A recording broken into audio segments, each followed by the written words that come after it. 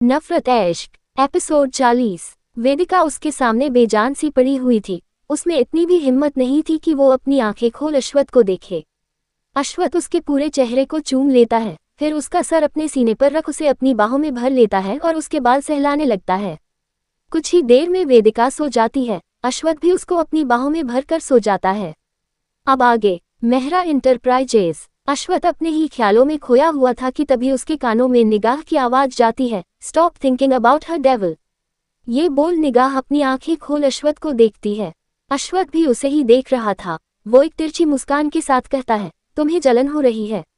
निगाह व्यंग्य में कहती है, जलन और निगाह मेहरा, क्या मजाक है। निगाह मेहरा को जलाने के लिए सामने वाले में उसके जैसी ही बात होनी चाहिए, तुम्हारी उस भोली मासूम वेदिका। नहीं, क्वीन में ऐसा है ही क्या जो निगाह मेहरा उससे जलेगी। अश्वथ उसके बाल पीछे कर कहता है, then why don't I think about her angel. Nigah उसके चेहरे के करीब जाकर धीमे से कहती है, क्योंकि तुम फिलहाल मेरे साथ हो और जब कोई मेरे साथ हो तो उसका फोकस सिर्फ मुझ पर होना चाहिए, समझे। ये बोल वो अश्वथ के होठों पर पैक करती है। अश्वथ उसको पलट कर अपने नीचे कर देता है और उसके सीने पर किस करते हुए कहता है, अब मेरा पूरा फोकस तुम पर है। ये बोल वो उसके उभारों पर किस करने लगता है। कुछ देर दोनों खामोश रहते हैं। निगाह अश्वथ के बालों में हाथ फेरते हुए उसे देख रही थी। अचानक से निगाह बिना किसी भाव के कहती है, तुम्हें सबसे ज्यादा कौन पसंद है, डेविल, एंजल या क्वीन। उसका सवाल सुन अश्वथ एकदम से रुक जाता है और निगाह को देखने लगता है। थोड़ी देर बाद वो एक टेढ़ी मुस्कान के साथ कहता है, दोनों, क्योंकि दोनों मेरी हैं। निगाह उसे देख शातिर मुस्कान के साथ कहती है, और अगर मैं एक को चूज करने कहूँ तो। उसका सवाल सुन अश्वथ उसके कान के पास जाकर धीरे से कहता है, तुम्हें मैंने क्वीन हो खोने के बाद पाया है, इसलिए मुझे मेरी क्वीन ज्यादा पसंद है। ये बोल अश्वथ उसकी येलो बाइट करता है। निगाह उसे कुछ पल देखती है, फिर बेड से उठ कहती है, मेंशन चलो। ये बोल वो बेड से उतर बाथरूम में चली जाती है। अश्वथ उसे बिना भाव के जाते हुए देखता है। कुछ ही देर में दोनों तैयार होकर मेंशन के लिए निकल जाते हैं। तान्या का कॉटेज। तान्या अपने किचन में थी और अपने लिए डिनर बना रही थी। तभी घर का डोर बेल बजता है। तान्या एक नज़र टाइम देखती है तो रात के 9 बजने वाले थे। वो खुद से कहती है, इस वक्त कौन होगा। ये सोचते हुए वो अपनी सेफ्टी के लिए हाथ में पकड़ा चाकू लेकर ही दरवाजा के पास जाती है। एक और बार डोर बेल बजता है तो तान्या कहती है, आ रही हूँ। कुछ ही देर में दरवाजा खुलता है तो सामने समर्थ को देख तान्या खुश हो जाती है। वो एकदम से उसके गले लगाने जाती है कि उसके हाथ में चाकू देख समर्थ पीछे हो जाता है। समर्थ जल्दी से कहता है, तान्या तुम ये चाकू लेकर क्यों आए हो। तान्या उसका सवाल सुन अपने हाथ में चाकू देखती है। वो जल्दी से समर्थ को देख कहती है, अरे तुम डरो मत, सिर्फ सेफ्टी के लिए लाई थी, आओ ना अंदर। समर्थ उसकी बात सुन अंदर आता है। तान्या किचन की तरफ जाती हुई कहती है, ट्रेनिंग में हमने अपनी सेफ्टी रखना सीखा था और इस वक्त कोई आता नहीं है ना, इसलिए ये चाकू लेकर आई थी। समर्थ भी उसके पीछे जाते हुए कहता है, अच्छा ऐसी बात थी, तब ठीक है। तान्या उसको पानी देते हुए कहती है, पानी पियो। समर्थ उसके हाथ से पानी लेकर पी लेता है। तान्या कहती है, तुमने डिनर किया है। समर्थ अपना सरना में हिला देता है। तान्या उसके होठों पर पैक कर कहती है, ठीक है, तुम आराम करो, मैं थोड़ी देर में डिनर लगाती हूँ। तान्या वापस से चॉपिंग करने लगती है। समर्थ उसको पीछे से अपनी बाहों में भर कहता है, तुम मुझसे पूछोगी नहीं कि मैं क्यों आया हूँ। तान्या सब्जी काटते हुए मुस्कुराकर कहती है, समर्थ तुम्हारा ही घर है, तुम जब चाहे आ सकते हो और तुम मुझसे ही मिलने आओगे ना, और क्या ही करने आओगे। समर्थ उसके गाल पर किसकर कहता है, हाँ लेकिन मैं यहाँ एक मकसद से आया हूँ। ये सुनते ही तान्या के हाथ रुक जाते हैं। वो पलटकर सीरियस लुक के साथ समर्थ को देख कहती है, विच मकसद। समर्थ उसके एक्सप्रेशन देख हंसते हुए कहता है, इतना सीरियस होने की जरूरत नहीं है डॉल, वो आज ड्रग्स वाला कांड किया ना तुम सबने, तो बस मुझे तुम्हारी टेंशन थी इसलिए आया हूँ। तान्या उसकी बात सुन वापस चॉपिंग करने लगती है और मुस्कुराकर कहती है, अच्छा लेकिन इसकी जरूरत नहीं थी, मुझे अकेले रख। वो इतना ही कहती है कि समर्थ उसके मुंह पर अपनी उंगली रख देता है। तान्या उसको देखने लगती है। समर्थ कहता है, अपनी आदतों को बदल दो वुड बी मिसेज रॉय, अब मैं हमेशा तुम्हारे साथ रहने वाला हूँ। ये बोल समर्थ अपनी उंगली हटा लेता है। तान्या मुस्कुराकर कहती है, ठीक है बदल दिया, अब मुझे खाना बनाने दो। समर्थ उसको पीछे से अपनी बाहों में ले कहता है, हाँ तो बनाओ, मैंने कौन सा तुमको पकड़ रखा है। तान्या उसकी बात पर हंस देती है, फिर जल्दी जल्दी खाना बनाने लगती है। कुछ ही देर में डिनर तैयार हो जाता है। तान्या समर्थ से कहती है, तुम रूम में जाकर फ्रेश हो जाओ, तब तक मैं डिनर लगाती हूँ। समर्थ उसके सर पर किस करके कमरे में चला जाता है। तान्या जल्दी से डिनर डाइनिंग टेबल पर लगाती है, फिर समर्थ का इंतजार करने लगती है। थोड़ी ही देर में समर्थ आता है, दोनों अपना डिनर करने लगते हैं। समर्थ खुशी से कहता है, फाइनली आज रेस्टोरेंट के बेस्वाद खाने से अच्छा खाना मिला। तान्या हंसते हुए कहती है, फिर तुम रोज यही डिनर करने आया करो। समर्थ कहता है, आइडिया बुरा नहीं है, लेकिन यहाँ से मेरा घर काफी दूर पड़ता है, वरना मैं रोज आ जाता। तान्या तपाक से कहती है, तो तुम मेरे साथ ही क्यों नहीं रहते। समर्थ उसका सवाल सुन एक पल को रुक जाता है और उसे देखने लगता है। तान्या मुस्कुराकर कहती है, ऐसे क्या देख रहे हो, तुम रह सकते हो यहाँ, अगर मेरे कमरे में रहने से दिक्कत है तो दूसरा कमरा है, वहाँ रहना। देखो समर्थ, तुम भी अकेले ही रहते हो तो बेहतर है कि साथ में रहे, दोनों को कंपनी मिल जाएगी। व्हाट से। समर्थ कुछ देर सोचता है, फिर मुस्कुराकर कहता है, ठीक है, लेकिन मैं दूसरे कमरे में ही रहूंगा, तुम मुझसे ज्यादा मत चिपकना। तान्या कहती है, थोड़ा मुश्किल है पर कोशिश करूंगी। उसकी बात पर दोनों हंस देते हैं। तान्या गंभीर होकर कहती है, वैसे समर्थ, तुम जानते हो क्या कि बॉस अंडरवर्ल्ड के किंग हैं। समर्थ उसे देख कहता है, हाँ क्यों। तान्या उसको देख कहती है, वो मैम को नीरज के ड्रग्स का पता उसकी वजह से चला था, लेकिन उन्होंने बताया नहीं कि नीरज के घर वो ड्रग्स रखे किसने।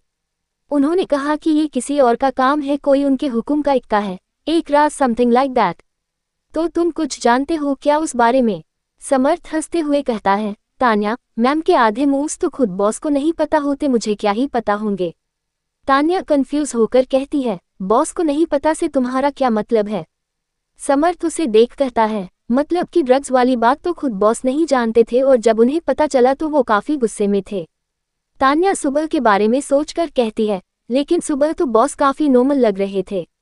समर्थ हंसते हुए कहता है, आशु को तो आज तक मैं नहीं समझ पाया, तो तुम कहाँ से समझोगी, इसलिए दिमाग पर ज्यादा जोर मत दो। तान्या कंफ्यूज हुई कहती है, नाउ हु इज दिस आशु।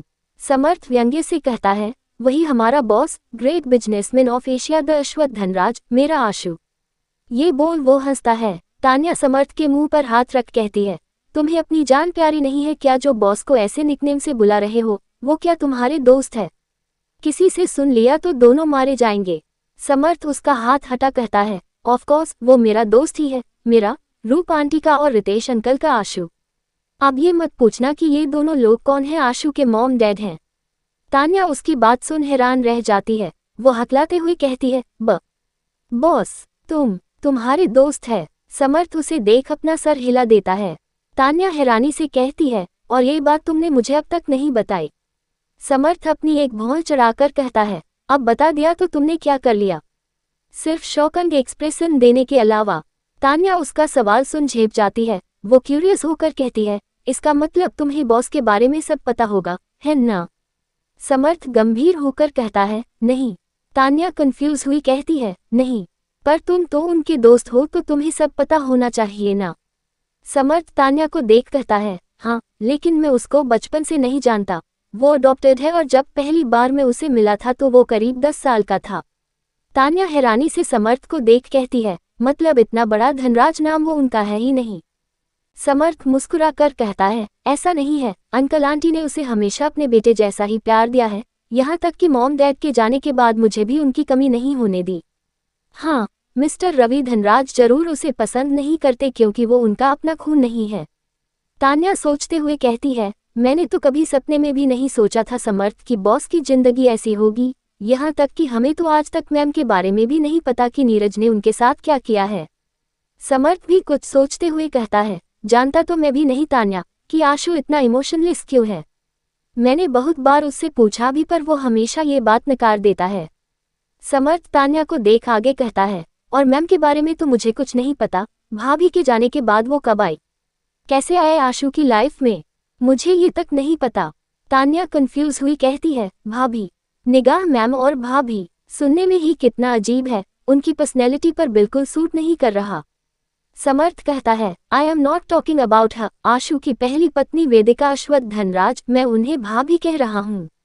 तान्या को फिर से एक बड़ा झटका लगता है। वो समर्थ को देख कहती है, बॉस की पहली पत्नी, यानी बॉस की पहले भी शादी हुई थी। समर्थ अपना सिर हिला देता है। तान्या अपना सर पकड़ कहती है, और कितने शौक देने वाले हो समर्थ तुम। बॉस और मैम की लाइफ के इतने राज हैं, मुझे तो यकीन नहीं हो रहा। और अगर ऐसा है तो उनकी पहली पत्नी कहाँ है? और बॉस क्या उनसे प्यार नहीं करते थे जो निगाह मैम से शादी की? समर्थ उसके गाल पर हाथ रख कहता है, आशु बहुत उलझा हुआ कैरेक्टर है तान्या, आज तक मैं उसे सही से नहीं जान पाया तो तुम 3 साल में कैसे जान सकती हो? अब जल्दी से डिनर करो, बहुत बातें हो गई और आज जो भी तुमने सुना है गलती से भी किसी को पता नहीं चलना चाहिए।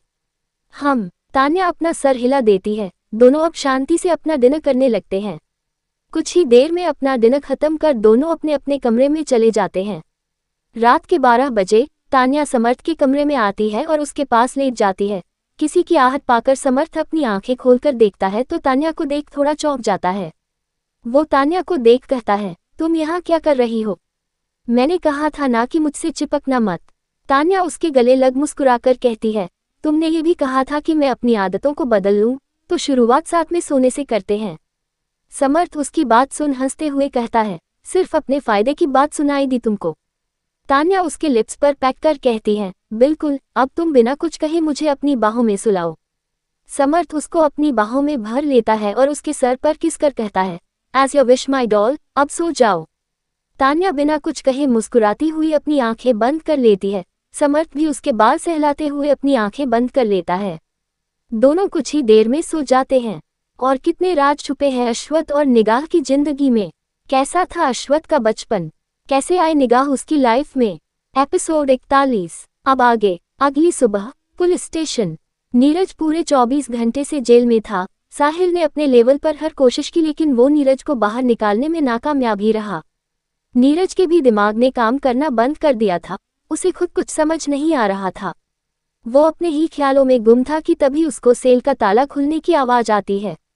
वो अपनी नज़र सामने करता है तो हवलदार उसका सेल खोल रहा था। नीरज खुशी से अपने मन में कहता है, लगता है मुझे छोड़ रहे हैं, पक्का साहिल ने मुझे छुड़ा लिया होगा। ये सोच वो सेल के दरवाजे के पास जाकर उसके खुलने का इंतजार करने लगता है। जैसे ही दरवाजा खुलता है नीरज फुर्ती के साथ सेल से निकलने लगता है। तभी कोई उसे अंदर की तरफ धक्का देता है।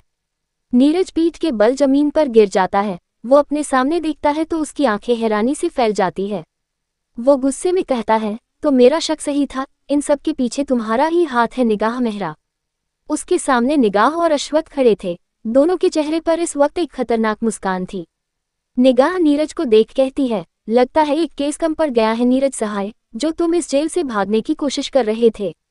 नीरज कंफ्यूज हुआ कहता है, क्या बकवास कर रही हो, मैं कोई भागने वाला नहीं था। निगाह अपने दोनों हाथ अपने सीने पर बांध कहती है, अच्छा, तो अभी तुम जो सेल से निकल रहे थे वो क्या था? वो तो मैंने देख लिया, वरना तुम तो भाग चुके थे। नीरज कहता है, ऐसा क्यों? फिर उसको घूरते हुए कहता है, ये बकवास बातें छोड़ो, ये बताओ कि तुम यहाँ करने क्या आए हो? फिर अश्वथ पर अपनी नजरें कर कहता है, साथ में अपने पति को भी लाए हो? ओह समझा, इस बार तुमने ये सब अपने पति के दम पर किया है ना? निगाह बोरियत से कहती है, नीरज सहाय, कितनी बार समझाओ तुम्हें, निगाह मेहरा जो करती है अपने दम पर करती है। फिर नीरज को देख कहती है, रुक जाओ, मैं खड़े खड़े थक गई हूँ, बैठकर बात करते हैं। ये बोल निगाह हवलदार से 2 चेयर लाने को कहती है। कुछ ही देर में हवलदार 2 चेयर लेकर आता है।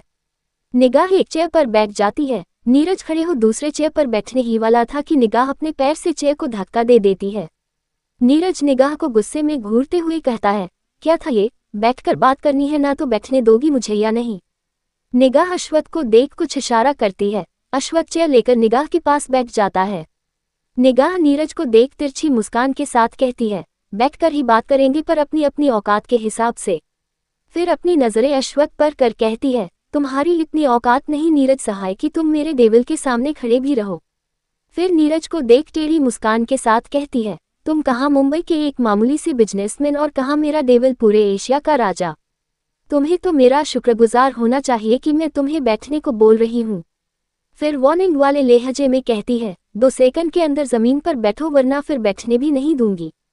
उसने इतने खतरनाक तरीके से कहा कि नीरज बिना कुछ कहे एकदम से नीचे बैठ जाता है। निगाह और अश्वथ के चेहरे पर एक शातिर मुस्कान आ जाती है। निगाह अपने पैर पर पैर चढ़ाकर कहती है, चलो सबसे पहले तुम्हारा शक यकीन में बदलते हैं। फिर एक शातिर मुस्कान लिए कहती है, सही सोच रहे हो, ये सब मैंने किया है। नीरज को कोई हैरानी नहीं होती क्योंकि वो तो पहले ही समझ गया था, बस अब निगाह ने कन्फर्म कर दिया था। नीरज उसको घूरते हुए कहता है, कैसे किया ये सब तुमने? वो ड्रग्स मेरे घर तक कैसे पहुंचे और तुम्हें उन ड्रग्स का पता कैसे चला? निगाह अश्वथ को देख तिरछी मुस्कान के साथ नीरज से कहती है, तुम पूछ रहे थे ना कि मैं अपने डेविल को यहाँ क्यों लाई हूँ। तुम्हारे इस सवाल का जवाब इससे ही जुड़ा हुआ है। फिर नीरज को देख व्यंग से कहती है, तुम्हें क्या लगता है तुम जिस दुनिया में काम करते हो उसका मुझे पता नहीं चलेगा? सब जानती हूँ मैं कि तुम अंडरवर्ल्ड के एक छोटे से प्यादे हो जो कब शहीद हो जाए कोई भरोसा नहीं। नीरज उसके मुंह से अंडरवर्ल्ड सुन शॉक्ड हो जाता है। वो हैरानी से निगाह को देख कहता है, तुम्हें अंडरवर्ल्ड के बारे में कैसे पता? क्या तुम दोनों भी उसके लिए काम करते हो? उसकी बात सुन निगाह और अश्वथ को हंसी आ जाती है। दोनों उसका मजाक उड़ाने वाले लहजे में हंसने लगते हैं। नीरज उनको हंसता देख कंफ्यूज हो जाता है। वो दोनों को देख कहता है, मैंने कोई मजाक नहीं किया जो तुम दोनों हंस रहे हो। उसका सवाल सुन दोनों हंसना बंद कर देते हैं। अश्वथ एक तिरछी मुस्कान के साथ कहता है, हम तुम्हारी छोटी सोच पर हंस रहे हैं नीरज सहाय। तुम क्या हमें अपने जैसा छोटी औकात का समझते हो जो हम अंडरवर्ल्ड में काम करेंगे? नीरज अश्वथ को देख कहता है, तो फिर तुम्हें अंडरवर्ल्ड के बारे में कैसे पता? अश्वथ अपने पैर पर पैर चढ़ा किसी राजा की तरह बैठ नीरज को देख खतरनाक मुस्कान लिए कहता है, हमें इसलिए पता है क्योंकि राज करते हैं हम उस दुनिया पर। बादशाह हूं मैं उस दुनिया का नीरज सहाय। फिर निगाह को देख एक तिरछी मुस्कान के साथ कहता है, और मेरी एंजल उस दुनिया की बेगम है। उसकी बात सुन नीरज की आंखें हैरानी से बड़ी हो जाती है। उसको अपने कानों पर यकीन नहीं होता। उसकी बॉडी पूरी फ्रीज हो गई थी। वो सिर्फ अपलक अश्वथ को देख रहा था। अश्वथ और निगाह उसके चेहरे के भाव तिरछी मुस्कान लिए देख रहे थे। निगाह नीरज से कहती है, क्या हुआ नीरज सहाय? जोर का झटका काफी जोर से लग गया क्या? ये बोल वो व्यंग में हंसने लगती है। नीरज उसके हंसने से अपने सेंस में आता है। वो निगाह को देख कहता है, बकवास कर रहे हो तुम दोनों, ऐसा नहीं हो सकता। निगाह व्यंग्य से कहती है, यही तो तुम्हारी गलती है नीरज सहाय। तुम्हें सच झूठ लगता है और झूठ सच लगता है। तुम अंडरवर्ल्ड में काम करते हो और तुमने ये तक जानना जरूरी नहीं समझा कि उस दुनिया पर राज कौन करता है। नीरज को अब बहुत गुस्सा आ रहा था। वो चिल्लाते हुए कहता है, मेरे घर ड्रग्स किसने पहुंचाया? बताओ निगाह मेहरा, किससे करवाया तुमने ये काम? निगाह से पहले अश्वथ गुस्से में नीरज को देख अपनी सर्द आवाज में कहता है, अपनी आवाज नीचे रखकर बात करो नीरज सहाय। तुम्हारी इतनी औकात नहीं कि तुम मेरी एंजल से ऊंची आवाज में बात करो। नीरज उसकी आवाज से ही सहम गया था। वही निगाह नीरज को एक तिरछी मुस्कान लिए देख रही थी। नीरज हिम्मत कर अश्वथ को देख कहता है, बड़ी जल्दी वेदिका को भूल गए अश्वथ धनराज, ऐसा क्या जादू किया है तुम पर निगाह मेहरा ने? फिर व्यंग से कहता है, ओ आई रिमेंबर, खरीदा था उसे तो तुमने मुझसे, समझ सकता हूँ खरीदी हुई चीज की। वो इतना ही बोल पाया कि अश्वथ एक जोरदार थप्पड़ उसके गाल पर जड़ देता है। नीरज का चेहरा एक तरफ झुक जाता है। उसके गाल पर अश्वथ की उंगलियां छप गई थी। अश्वथ अपनी लाल आंखों से उसको घूर रहा था। उसकी नसें पूरी तन चुकी थी। अश्वथ नीरज का जबड़ा पकड़ उसका चेहरा अपनी तरफ घुमा अपनी सर्द आवाज में कहता है, खबरदार नीरज सहाय, जो अपनी गंदी जबान से मेरी क्वीन का नाम भी तुमने लिया तो। अश्वथ गुस्से में उसको पीछे की तरफ धक्का देता है। नीरज पीठ के बल जमीन पर गिरने ही वाला था कि अपने दोनों हाथ जमीन पर रख खुद को संभाल लेता है। निगाह नीरज को तिरछी मुस्कान के साथ देख रही थी। नीरज एक तिरछी मुस्कान के साथ अश्वथ से कहता है, क्या बात है अश्वथ धनराज, पत्नी के सामने ही एक्स पत्नी के लिए इतना प्यार? निगाह टेढ़ी मुस्कान लिए नीरज से कहती है, लगता है मरने की काफी जल्दी से तुम्हें नीरज सहाय, तभी अपनी जबान को लगाम नहीं दे रहे। मेरा डेविल चाहे तो तुम्हें यही दफना सकता है, लेकिन पता है तुम अब तक जिंदा क्यों हो? फिर उसके चेहरे पर झुक कहती है, क्योंकि तुम मेरा शिकार हो और मैं तुम्हें इतनी जल्दी नहीं मरने दूंगी। नीरज निगाह को देख व्यंग से कहता है, बड़ी अंडरस्टैंडिंग बीवी हो निगाह मेहरा, पति एक्स वाइफ के लिए प्यार दिखा रहा है और तुम उसकी तरफदारी कर रही हो। फिर कुछ सोचते हुए कहता है, याद आया उस दिन तुमने कहा था कि इन सब की वजह वेदिका है, तो जरा ये बताओ रिश्ता क्या है तुम्हारा उससे? फिर नीचे देख हंसते हुए कहता है, ओ सॉरी, मैं भी क्या सवाल कर रहा हूँ। रिश्ता? उस अनाथ से भला किसी का क्या रिश्ता होगा? फिर खड़ा होकर निगाह को देख व्यंग से कहता है, सच में बड़ी पागल थी, उससे मैंने दिखावे के लिए सगाई क्या कर ली। उसे लगा मैं उससे शादी भी करूंगा, पर बेचारी को मिला क्या बदले में? सिर्फ एक सामान बनकर रह गई जिसे मैंने तुम्हारे पति को बेच दिया। फिर अश्वथ को देख कहता है, क्यों अश्वथ धनराज, सही कह रहा हूं ना? अपनी पत्नी को बताया तो है ना कि तुमने उसे खरीदा था मुझसे? अश्वथ से बर्दाश्त नहीं हो रहा था, लेकिन निगाह ने उसका हाथ पकड़ा हुआ था, इसलिए वो तब से शांत बैठा था। निगाह अश्वथ का हाथ छोड़ अपनी चेयर से खड़ी हो नीरज को बिना भाव के देखती है। अचानक ही वो नीरज के बाल पकड़ उसे दीवार की तरफ धक्का देती है। नीरज का सर सीधे दीवार पर जा लगता है, जिससे उसका खून बहने लगता है। नीरज अपना सर पकड़ निगाह को गुस्से में देखता है, फिर हवलदार से कहता है, ओए हवलदार, तुझे दिख नहीं रहा ये लोग क्या कर रहे हैं? तू इंस्पेक्टर से बोलता क्यों नहीं? हवलदार भड़कते हुए कहता है, पागल है क्या जो खुद का सर दीवार पर मार रहा है? पता नहीं कहाँ कहाँ से चले आते हैं जेल भरने। उसकी बात सुन नीरज शॉक्ड रह जाता है। वही अश्वथ और निगाह के चेहरे पर एक शातिर मुस्कान आ जाती है। निगाह नीरज के बाल पकड़ कहती है, कोई नहीं सुनेगा तेरी नीरज सहाय, यहाँ का पत्ता पत्ता मेरे देवल के इशारे पर हिलता है। फिर उसका जबड़ा पकड़ उसका चेहरा अपनी तरफ घुमा अपनी सर्द आवाज में कहती है, रिश्ता जानना है तुझे मेरा और वेदिका का तो अपने कान खोल कर सुन। आत्मा है वो मेरी रूह में बसी है Vedika Srivastava. She is my soul Neeraj Sahay, she is my soul. ये बोल वो नीरज को झटके से छोड़ देती है। नीरज कुछ बोलने ही जा रहा था कि निगाह एक उंगली दिखा उसे चुप करवा देती है। फिर हवलदार से सैनिटाइजर मंगवाकर अपने हाथ साफ करती है। निगाह नीरज को देख कहती है, तुम्हारे सामने अश्वथ धनराज और निगाह मेहरा खड़े हैं नीरज सहाय, और पता है वो दोनों मिलकर क्या बनते हैं? नीरज सवालिया नजरों से उसे देखते हुए सोचने लगता है। निगाह तिरछी मुस्कान लिए कहती है, हम दोनों मिलकर आगाह बनते इसलिए तुम्हें वॉर्न कर रही हूँ, मेरे देवल के अंदर का देवल मत जगाओ, क्योंकि अगर हम दोनों मिले तो तुम्हें आगाह होने का भी मौका नहीं देंगे। निगाह आगे कहती है, फिलहाल और थोड़े दिन जेल में रहकर अपनी रिहाई का इंतजार करो, बहुत जल्द आऊंगी तुम्हारी अगली बर्बादी लेकर। Till then enjoy your vacation. फिर अश्वथ से कहती है, चलो डेविल। अश्वथ निगाह का हाथ पकड़ सेल से निकल जाता है। नीरज दोनों को गुस्से से घूरता है। निगाह ने वेदिका को अपनी आत्मा क्यों कहा? कौन सी बर्बादी लेकर आएगी निगाह वापस? एपिसोड 42। अब आगे। AD Manson. अश्वथ बाथरूम में था और निगाह ड्रेसिंग टेबल के सामने बैठी तैयार हो रही थी। उसने yellow off shoulder mid thigh one piece पहना था और उसके ऊपर येलो कोट कैरी किया था। तभी उसके फोन पर किसी का कॉल आता है। निगाह स्क्रीन पर नाम देख कॉल पिक कर कहती है, ये त्रिशा। फोन की दूसरी तरफ से त्रिशा कहती है, गुड मॉर्निंग मैम, मुझे मिस्टर चौहान वाली फाइल चाहिए थी, कल आप उसे अपने साथ ले गई थी। निगाह कहती है, ओके, मैं ले आऊंगी। ये बोल वो कॉल डिस्कनेक्ट कर फोन ड्रेसिंग टेबल पर रखती है। निगाह नेकअप पीस और उसके साथ मैचिंग ईयरिंग्स पहनती है, फिर ड्रेसिंग टेबल से खड़ी हो बाथरूम की तरफ बढ़ जाती है। निगाह अंदर जाकर कहती है, देवल, मैंने कल तुम्हें जो फाइल दी थी वो कहाँ है? अश्वथ उसकी आवाज़ सुन उसकी तरफ पलट उसे देखता है, फिर एक तिरछी मुस्कान लिए कहता है, I think mom was right, तुम सच में बहुत बेशर्म हो गई हो एंजल। निगाह बोरियत से कहती है, पहली बात मैं कुछ नया नहीं देखने वाली, दूसरी तुमने बॉक्सर पहना हुआ है। फिर गंभीर होकर कहती है, now tell me quickly, I am getting late. Ashwath अपनी आंखें बंद कर शॉवर लेते हुए कहता है, मेरे अलमीरा की दूसरी शेल्फ में है। निगाह बाथरूम से निकल जाती है और अश्वथ की अलमीरा के पास जाती है।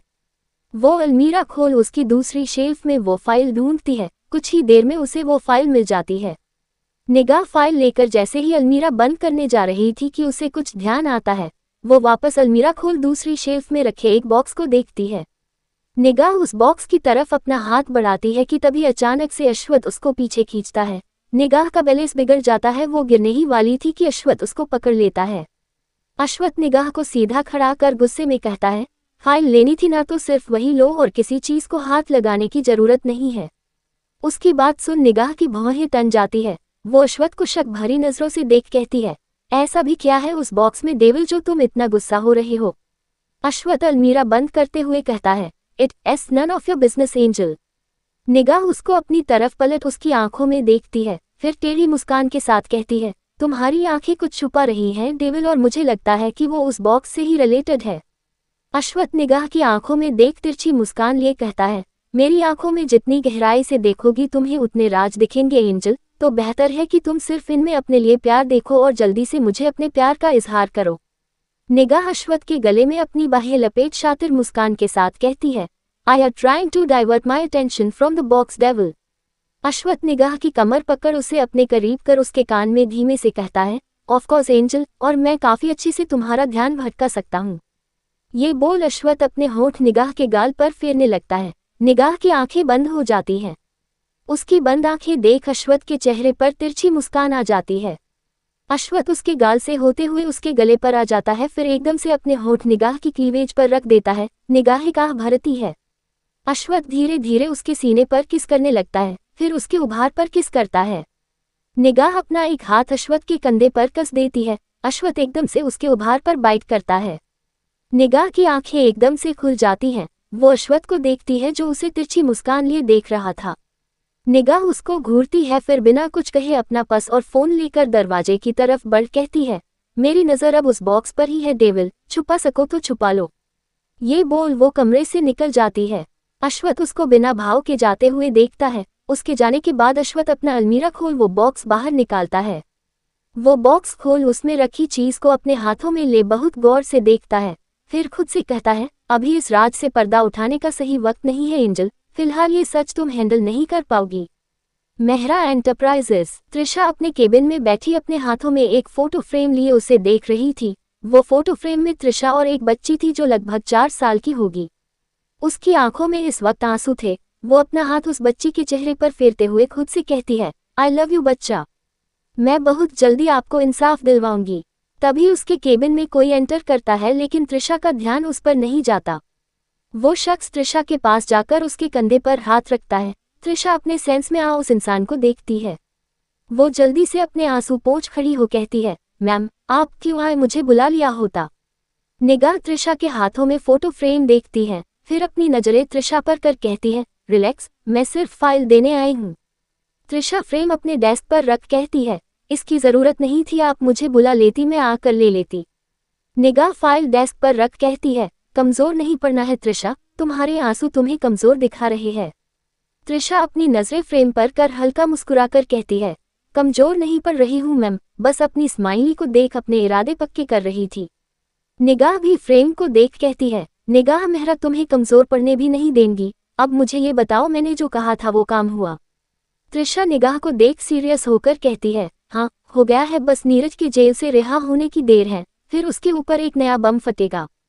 निगाह त्रिशा को देख एक टेढ़ी मुस्कान के साथ कहती है, उससे पहले मुझे दूसरा काम करना है, नीरज तभी बाहर आएगा।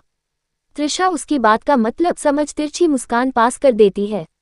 निगाह त्रिशा से कहती है, ठीक है, तो अब मिस्टर चौहान वाले प्रोजेक्ट की रिपोर्ट तैयार करो और तान्या से कहो कि साइट पर जाकर सब अच्छे से चेक करे।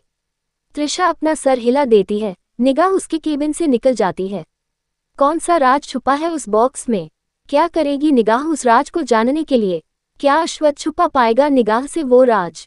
क्या रिश्ता है त्रिशा और स्माइली का? कौन सा बम फोड़ने वाली है अब निगाह नीरज पर?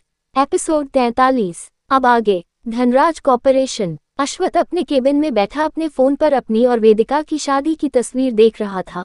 वो वेदिका को गौर से देखते हुए खुद से कहता है, ये दुनिया तुम जैसी साफ दिल के लिए थी ही नहीं क्वीन। सुना ना तुमने उस नीरज सहाय ने क्या कहा? फिर थोड़ी सनक भरी आवाज में, उसकी हिम्मत भी कैसे हुई तुम्हें सामान कहने की? कैसे कहा उसने कि तुम एक अनाथ थी और तुम्हारे पास कोई रिश्ता नहीं था? फिर वेदिका की फोटो पर किस करके, तुम तो जानती हो कि तुम अनाथ नहीं हो, तुम्हारे पास मैं हूँ। मेरे रहते तुम कभी अनाथ नहीं हो सकती क्वीन, तुम्हारा हर रिश्ता मुझसे है। वो अपनी आंखें बंद कर अपनी चेयर पर लीन होकर कहता है, मेरी रूह से जुड़ी हो तुम, जिस दिन तुम मुझे मिली थी उसी दिन से तुम्हारा रिश्ता मुझसे बन गया था। मेरे रहते कोई तुम्हें अनाथ कहे ये अश्वथ धनराज कभी बर्दाश्त नहीं कर सकता, पर मैंने किया, सिर्फ तुम्हारे बदले के लिए। ये बोल वो अपनी आंखें खोलता है। उसकी आंखें पूरी लाल हो चुकी थी। अश्वथ वापस वेदिका की तस्वीर को देख कहता है, आज भी बहुत याद करता हूँ मैं तुम्हें, लेकिन तुमने और तुम्हारी उस शर्त ने तुम्हें मुझसे छीन लिया। तुम्हारी उस शर्त ने मुझे तुमसे दूर किया। आज तुम मुझसे इतनी दूर हो कि चाहकर भी मैं तुम्हें नहीं देख सकता। फिर तिरछी मुस्कान लिए कहता है, मार दिया मैंने तुम्हें क्वीन, खुद से बहुत दूर कर दिया तुम्हें। कितना समझाया मैंने तुम्हें कि तुम्हारा बदला मैं आसानी से ले सकता हूँ, लेकिन तुम नहीं मानी। तुमने तो जिद की हुई थी कि तुम्हें खुद ही अपना बदला लेना है, तो करना पड़ा तुम्हें खुद से दूर। फिर सामने देख कुछ याद करते हुए, आज भी तुम्हारे आखिरी शब्द मेरे कानों में कांटों की तरह चुभते हैं। नहीं बर्दाश्त कर पाता मैं वो सब। तुम्हारी मासूमियत पर दिल हारा था मैं और तुम्हारे ही दिल को तोड़ना पड़ा। इतना बोल वो एक नज़र वेदिका की तस्वीर देख चेयर पर लीन हो जाता है, फिर अपनी आंखें बंद कर पुरानी याद में खो जाता है। फ्लैशबैक। 2 साल 9 महीने पहले वेदिका इस वक्त किचन में थी और अपने और अश्वथ के लिए नाश्ता बना रही थी। तभी कोई वेदिका के पीछे से उसकी कमर पर अपनी बाहें लपेटता है। वेदिका एकदम से घबरा जाती है। वो अपना सर घुमाकर देखती है तो उसके पीछे अश्वत्थ खड़ा था। उसे देख वेदिका रिलैक्स हो जाती है। वेदिका अश्वत्थ को देख धीरे से कहती है, आपको कुछ चाहिए क्या? अश्वत्थ उसको अपनी तरफ घुमाकर कहता है, आज पूरे 3 महीने हो चुके हैं हमारी शादी को, तुम अभी भी मेरा टच नहीं पहचानती। वेदिका अपनी नजरें झुका कहती है, नहीं वो आप अचानक से आए ना, बस इसलिए घबरा गई। अश्वत्थ उसकी कमर पकड़ उसे अपने करीब कर उसके गले पर अपने होंठ चलाने लगता है। वेदिका सहने लगती है। उसकी गर्दन पर पड़ती अश्वत्थ की गर्म सांसें उसकी धड़कनें और सांसें बढ़ा रही थीं। वो अपनी तेज चलती सांसें काबू कर धीरे से कहती है, अश्वत्थ, आपको कुछ चाहिए था क्या? अश्वत्थ उसके कंधे पर किसकर मदहोश आवाज में कहता है, तुम चाहिए। उसकी फरमाइश सुन वेदिका के पूरे शरीर में एक लहर दौड़ जाती है। भले ही उनकी शादी को 3 महीने हो चुके थे और इतने वक्त में वो काफी बार करीब आए थे, लेकिन वेदिका आज भी उसके करीब होने पर सिहर जाती थी। वेदिका अपनी नजरें चुराते हुए कहती है, अश्वत्थ, मुझे नाश्ता बनाना है।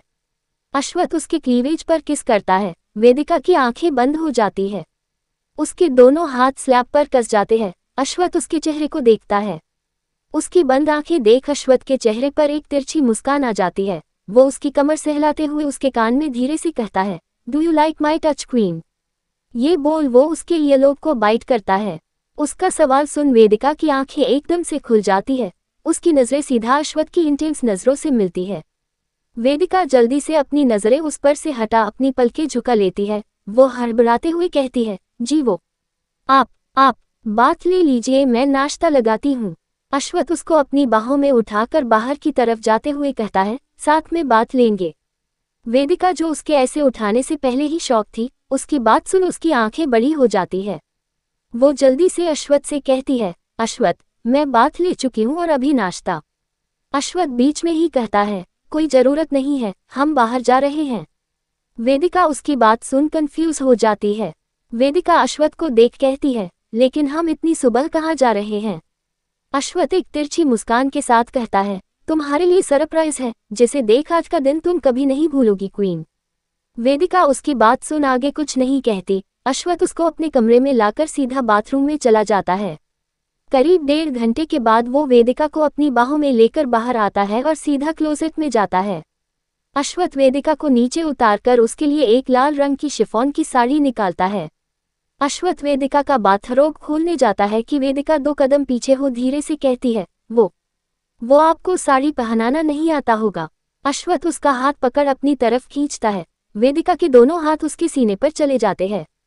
अश्वत्थ अपना एक हाथ उसकी कमर पर लपेट उसके चेहरे के करीब हो कहता है, तुमसे रिलेटेड मुझे हर काम आता है, चाहे कपड़े उतारना हो या उन्हें पहनाना।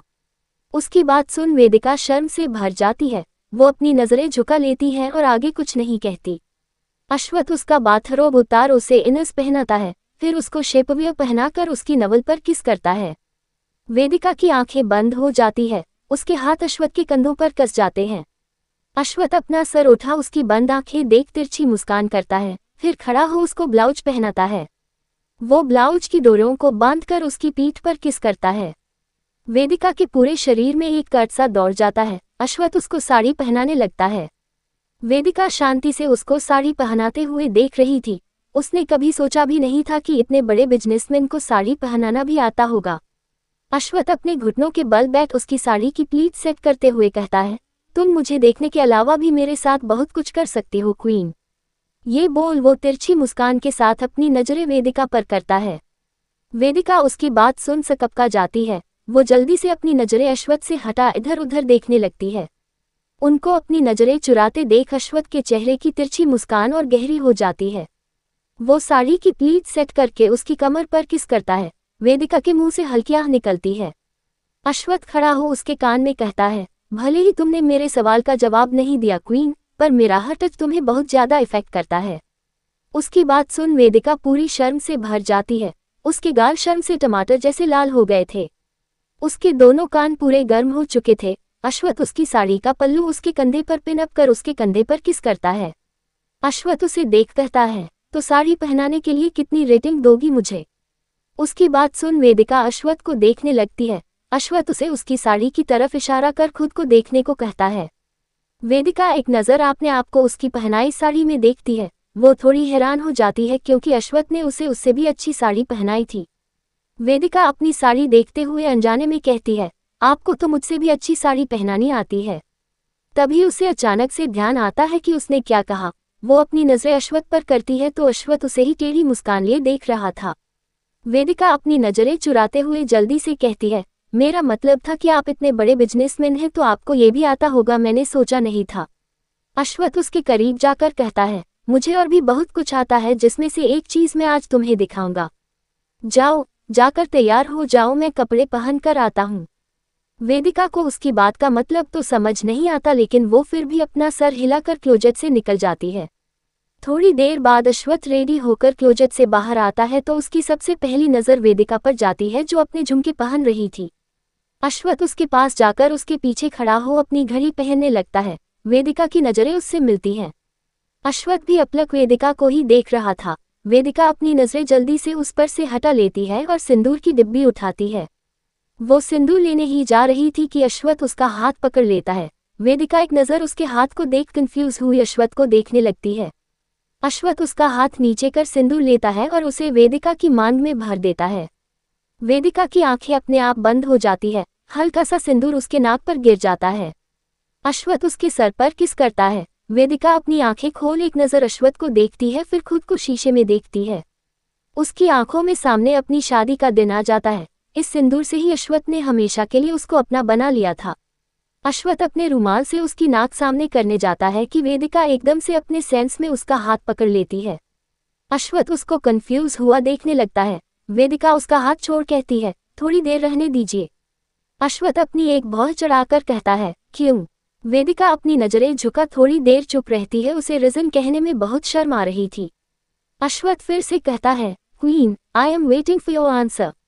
वेदिका अपनी नजरें झुकाए ही हिचकिचाते हुए कहती है, वो सब कहते हैं, मतलब मैंने सुना है कि अगर सिंदूर नाक पर गिरता है तो उसका मतलब है कि पति बहुत प्यार करता है। ये बोल वो अपना निचला होंठ जोर से भींचती है और आंखें कसकर बंद कर लेती है। उसके गाल पूरे लाल हो चुके थे। उसकी बात सुन अश्वथ के चेहरे पर अनजाने में ही एक मुस्कान आ जाती है। वो वेदिका के चेहरे पर झुक धीरे से कहता है, और पत्नी का प्यार कैसे पता चलता है?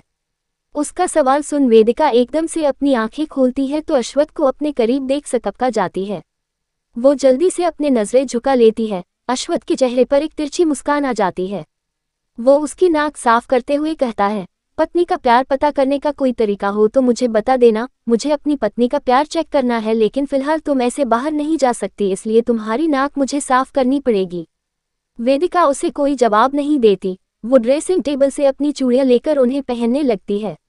अश्वथ भी आगे कुछ नहीं कहता और रेडी होने लगता है। कुछ ही देर में दोनों तैयार हो जाते हैं। अश्वथ वेदिका के कमर में हाथ डाल उसके साथ कमरे से निकल जाता है। कहाँ लेकर गया था अश्वथ वेदिका को? क्या सच में अश्वथ वेदिका से प्यार करता है? क्या सरप्राइज देगा अश्वथ वेदिका को जिसे वो कभी नहीं भूलेगी? आगे की स्टोरी के लिए कमेंट कीजिए।